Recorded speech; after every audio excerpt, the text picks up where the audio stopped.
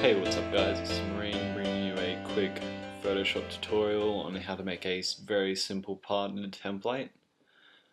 So basically I'll be showing you the steps and tricks on how to do this top part here. There's not much to do with the bottom part down here as much, that you can customize as much as you want, but let's get started and hop into Photoshop. First of all, what you are going to need is obviously a template. If you don't have one, it's easy to find. Just have a look. I know that i2robot would have one, possibly Sherbet Melon as well. But anyway, let's get into it. First of all, if you do have this optional fade down in this corner, you want to go ahead and turn that off by hitting the little eye icon next to the layer. Now you're going to want to have your background layer a different color, which I generally go for a really dark sort of color. It's a really dark grey. I tend to never go full black because it just doesn't look quite right. So something around, yeah, about that'll do. Then you want to come over to your layer sections, which will be this whole part here, which is the modules. And you want to bring down the fill to around about 17 to 20%, which gives it just that slightly nice faded look. Also, if you can't quite see it properly, you may want to change the brightness of your background color. Maybe about there. That looks just about right. One thing too that is really helpful is having your rulers, which you can do so by holding Command R on a Mac, and I'm pretty sure it's Control R on Windows. So basically you go to the side here where the rulers are, you click and drag, and it will come out to wherever you want it, and you can put them each side for the modules so that way you know where the lines are. You want to do some here because this is your top module where it has your title name, uploads, playlists, etc. So you just want to sort of get everything ruled out before you actually get started. Now you want to have this top bit around about there so you have a nice little gap in the middle. So once you've ruled all that up, you're going to want to get your shape tool and draw a shape from here, and because you've got the rulers, it automatically snaps to it, so it does it for you. Now you want to have this above the sections, so it is the one more dominant, and then you want to do that for the same up here, and you would just drag that along. Now generally I always do this, but then you've just got to make sure it shrinks down. It'll help for the next step. Now what you want to go is to go to View, Clear Guides, so it gets rid of all those lines. Then what you're wanting to do is maybe just nudge that down just a tad so can't see any more of that black. Then you want to go to your shape layer and go to the blending options. You can do that by right clicking and going to blending options, or you can just double click the layer. Now the main things that you want here is stroke. Keep it at about 3, and depending on what you want you can probably go inside or outside. It won't make too much of a difference. For this I'm probably going to go for outside. Change that to white. Also you are going to want to put on a color overlay. The colors I generally use would be around about here in the sort of lighter section, and you want them having where they're sort of fading between the colors. Like here there is a very nice green, that's a nice red, purple, etc. I'm just going to go with a nice blue for now. At the moment it's looking pretty basic. And then you pretty much just put an inside shadow on, increase the choke and size a bit until it looks a bit like that. So if you want my settings exactly at the moment, the angle is 128, distance 5, choke 6, size 21, and the opacity is about 75%. And you can adjust this depending on what you want. I'm going to leave it about 69.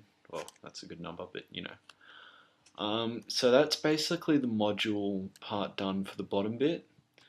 If you want to, you can mess around probably with the stroke so it's not as thick.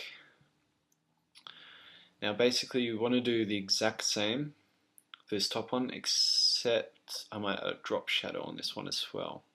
For my drop shadows, I increase the spread and the size a bit so it gives it that nice feathered look, and I bring down the opacity as well. Then you do the same steps as before, so set that to white. I'll set this around 2. I'm going to put this one to inside this time. And I might bring the opacity on that just down a little bit. The color overlay. Now, instead of trying to find the color you had before, just go back into your frost shape and go to the color overlay. Go to your color and highlight this. This is the color code. And you Command C or Control C that to copy it. Go back to your other one, and because I didn't save it, we're going to have to go through these steps again. Sorry about that, guys. I'll try and do this quickly. To inside. Alright, and we go to your color overlay, and we'll paste that in here, and we've got the same color. Then you want to set your inner shadow again, so just increase the choke and size up, oh not that much, and opacity down. If you want, you can put a gradient overlay and put that down a bit, but that won't do much because of the color overlay, which is pretty pointless and we don't need it anyway. Alright, now that you have that done, we will bring out our rulers again, and we will just put one there, and we'll just make it pretty even. So if you select layer 7 or your selections, when you drag this out, it will go and it will snap into the middle, as you can see there. And then we'll probably just go in the middle of those 2, and there we go. Now what you're going to want to do is grab your square marquee tool, or yeah, I guess that's what it's called. Go back to your shape layer, and you are going to want to rasterize the layer. Now zoom in until you can start seeing all these pixels. I'm not sure if every version of Photoshop does this, but most likely you can. Now you only want to select one pixel, so it gives it that nice look, and you just delete it. So it'll, okay, that's screwing up for me, which is probably not a good thing. Maybe we should have it as an outside one. Okay, set it as outside, so it just gives you the look like this. So that way it's just a straight line through.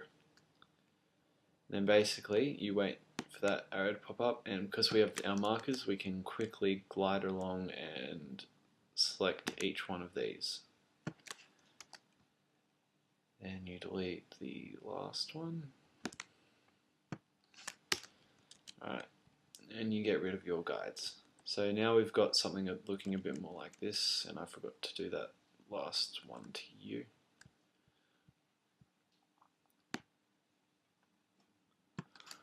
Alright, get rid of our layers. Alright, next up we want to give it that sort of a glossy sort of look, so we'll grab out our pen tool, we'll click from about one corner about here to the other, and just drag it till it makes a nice sort of curve about there,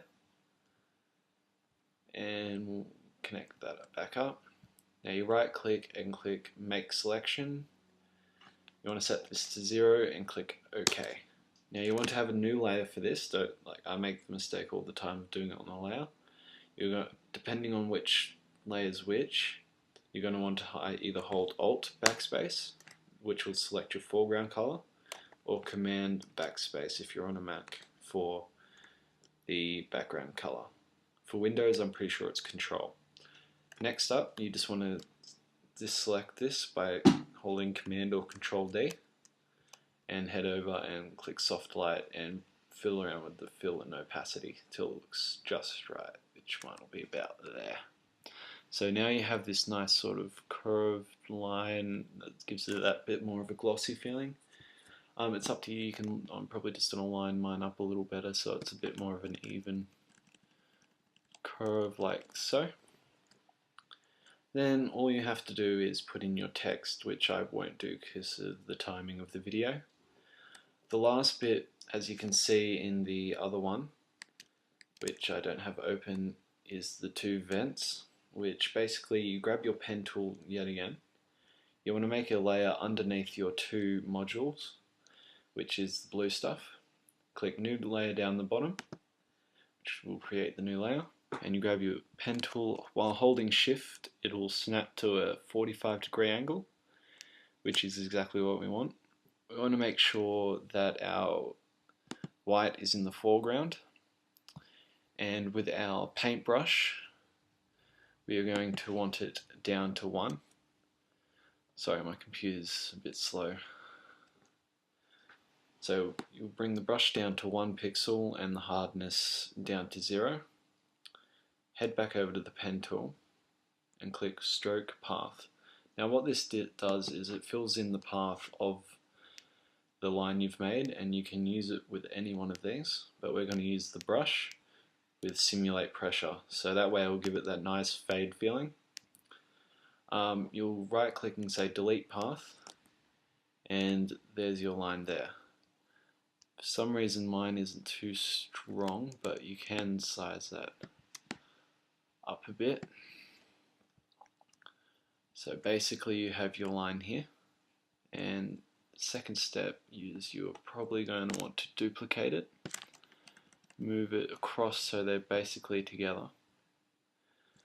Hit Command or Control U, which will bring up the hue and saturation. Click Colorize and bring down the lightness all the way, so it gives it that black line. Now with the black line, you're going to want to add a drop shadow to it, which gives it that little bit more of a nicer feeling.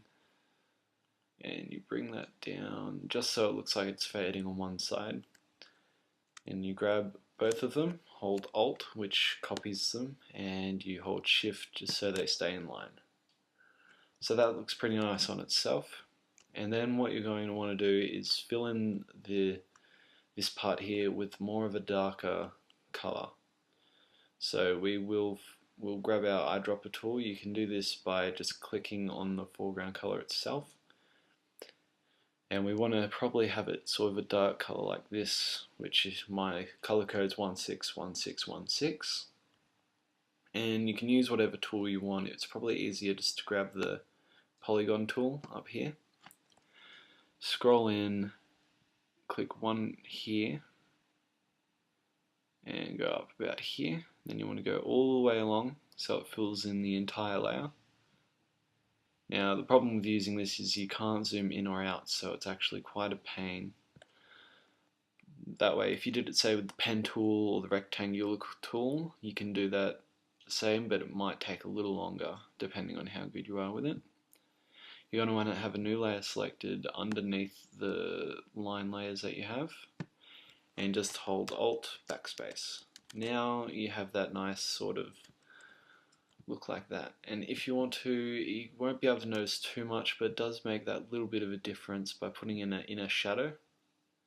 And as always, you just increase the size and the opacity until it looks just about right. So I hope that helped out a little bit, guys, and you can learn some skills from it and start making some nice YouTube layouts for others or yourself if you are partnered and watching this. Stay tuned, guys, and I'll be posting more videos. Alright, see ya.